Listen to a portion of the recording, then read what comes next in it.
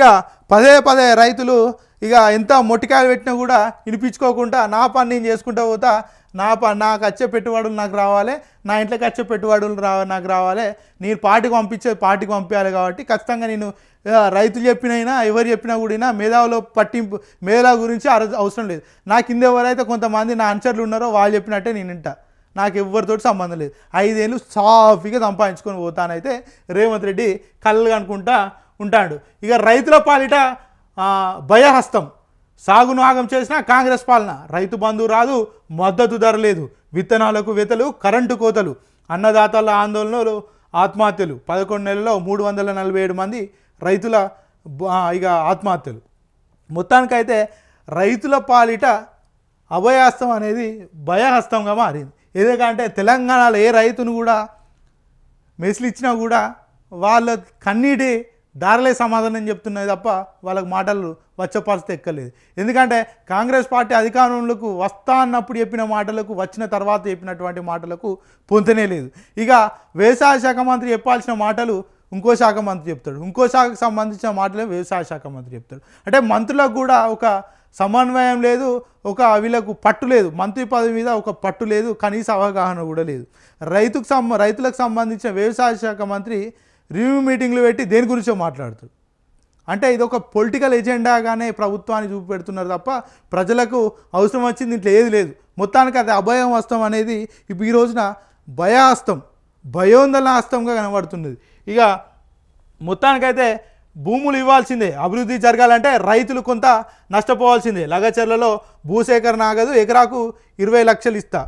వాస్తవంగా సీఎం రేవంత్ రెడ్డికి సంబంధించి కొడంగల్ అంటే ఇక కొడంగల్ నియోజకవర్గం అంటే ఆయనను ఈరోజు కడుపులో పెట్టుకొని చూసుకున్నారు ఆ బిడ్డలు. కొడంగల్ బిడ్డలు ఈరోజు రేవంత్ రెడ్డిని కడుపులో పెట్టుకొని నువ్వు గెలిస్తే మాకు సీఎం అవుతావు బిడ్డ, నువ్వు సీఎం అయితే మా భూముల ధరలు పెరుగుతాయి, లేకపోతే మాకు సకాలంలో తిండి తింటాం, మాకు అభివృద్ధి జరుగుతుంది, మాకు అది జరుగుతుంది ఇది జరుగుతుంది అని ఈరోజు నేను ఎమ్మెల్యే గెలిపించుకొని ముఖ్యమంత్రి చేసుకుంటే నువ్వు చేసేది ఏందయ్యా అంటే ఈరోజు వాళ్ళ భూముల్లో హక్కుంటున్నావు.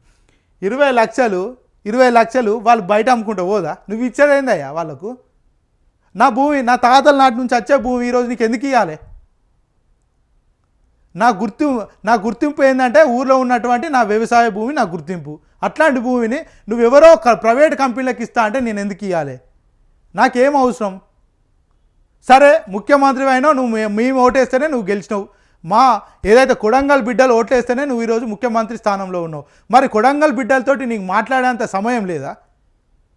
ఢిల్లీకి 40 సార్లు పోతావు, ఎక్కడికో కేరళకు ఎలక్షన్లో పోతావు, మహారాష్ట్రకి ఎలక్షన్లో పోతావు. నిన్ను ఓటేసుకొని గెలిపించుకున్నందుకు మా దగ్గరికి వచ్చి మమ్మల్ని కనీసం మందలిచ్చి మీకేం కావాలి, మీ పరిస్థితులు ఏంది, మీకేం చేస్తే మీరు మరి ఇట్లాంటి భూములు ఇస్తారు, లేకపోతే మీకు ఎంత నష్టపరిహారం ఇస్తే బాగుంటుంది, మీకు ఎట్లాంటి పనులు చేస్తే బాగుంటుంది అని ఒక్కరోజు అడిగే వెసులుబాటు నీకు లేదా?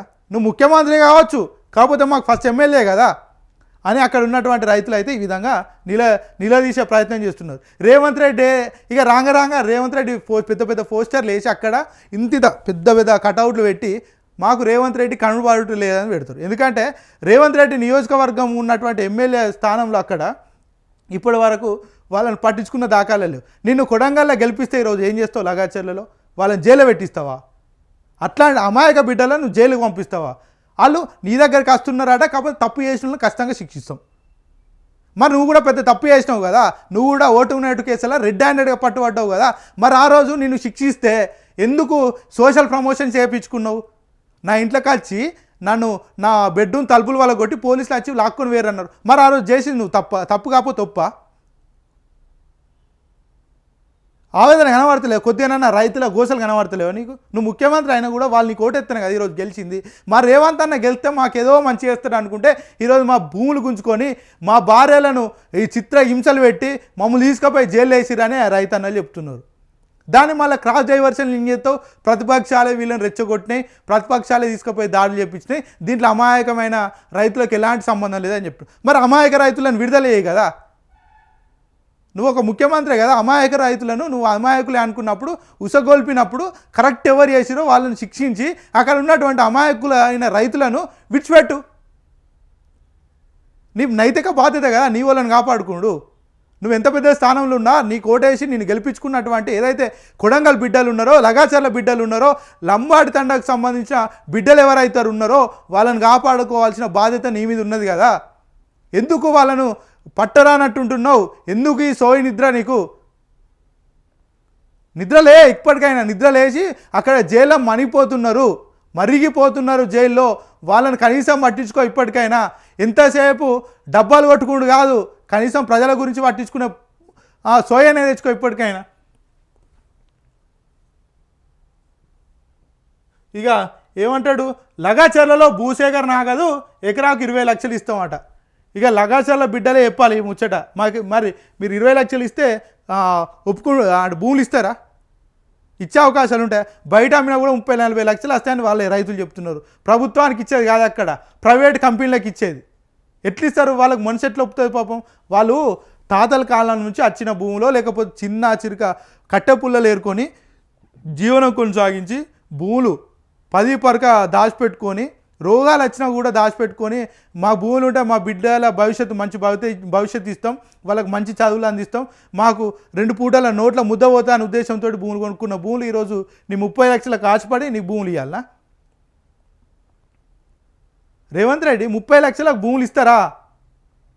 ఇవ్వాల్సిన అవసరం ఏమున్నది? 10 ఎక్కువ తీసుకొని పక్కకు పోయి భూములు కొనుక్కోండి అంటే 10 రూపాయలు ఎక్కువ తీసుకున్నట పక్కకు పోయి భూములు కొనుక్కోవాలన్నట. రియల్ ఎస్టేట్ వ్యాపారమే కదా నువ్వు చేసేది. అక్కడ భూములు అమ్మితే మళ్ళీ వీళ్ళు వేరే కాడ కొనుక్కునే పరిస్థితులు ఉంటాయా? మరి నీకు సంబంధించిన భూములే 200 ఎకరాలు ఉన్నాయని చాలాసార్లు చెప్పినావు కదా. ఆ 200 ఎకరాలలోనే కంపెనీలు పెట్టు, ప్రైవేట్ కంపెనీలు ఇవ్వు, ఫ్యాక్టరీలు పెట్టి అక్కడ ఆ 10 పరకతోటే పక్కకు పోయి కొనుక్కో. ఎందుకు అలా ఇబ్బంది పెట్టుడు?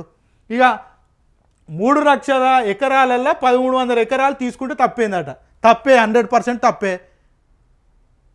ప్రజాభిప్రాయ సేకరణ చేసి నువ్వు అక్కడ ముఖ్యమంత్రివి, అక్కడ ఉన్నటువంటి స్థానిక ఎమ్మెల్యే కాబట్టి నువ్వు అక్కడ కూర్చొని వాళ్ళ ఇబ్బందులు ఏంది, అమ్ముతే ఎట్లాంటి నష్టాలు ఉంటాయి, కొంటే ఎట్లాంటి నష్టాలు ఉంటాయి, మళ్ళీ వాళ్ళ తర్వాత పరిస్థితి ఏంది, వాళ్ళ భవిష్యత్తు ఏంది కనుక్కున్న తర్వాత ఖచ్చితంగా నువ్వు వాళ్ళు ఇస్తా అంటే ఖచ్చితంగా వాళ్ళు మేము సానుకూలంగా ఉన్నాం ఇవ్వడానికి, మేము ఖచ్చితంగా ఇస్తామంటే నువ్వు అప్పుడు ఖచ్చితంగా వాళ్ళ భూములు తీసుకో.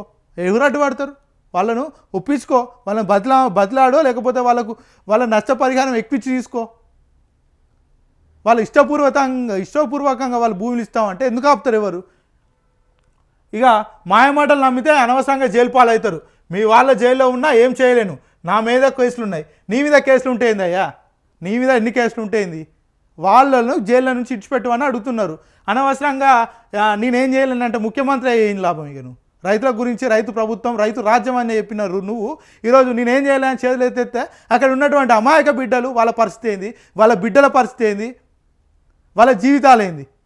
అంటే జైళ్ళలోనే మగ్గి చచ్చిపోవాలన్నా వాళ్ళ గురించి కనీసం పట్టింపు ఉండదా? ఇక పాలమూరు రైతు పండుగలో ముఖ్యమంత్రి రేవంత్ రెడ్డి సీఎం సభలో కుర్చీల కోసం ఎమ్మెల్యేల వెతుకులాట. ఇక ఎమ్మెల్యేలకు ఏం కావాలి? ప్రోటోకాలు కావాలి, కుర్చీలు కావాలి, ఫోటోలు పోజులు కావాలి. అంతకుమించి ప్రజల అవసరం లేదు, ప్రజల మీద పట్టింపు అసలే లేదు. మరి 5 ఏళ్ళ తర్వాత మళ్ళీ మేము ప్రజలకే పోవాలి, మేము ప్రజలనే ఓట్లు అడగాలని కొద్ది కూడా సోయలేదు. ఎంతసేపు కుర్చీల కోసం పోట్లాడినాయి. కాంగ్రెస్ ప్రభుత్వం అంటేనే ఇక అంటారు కదా అందరు సీఎంలే.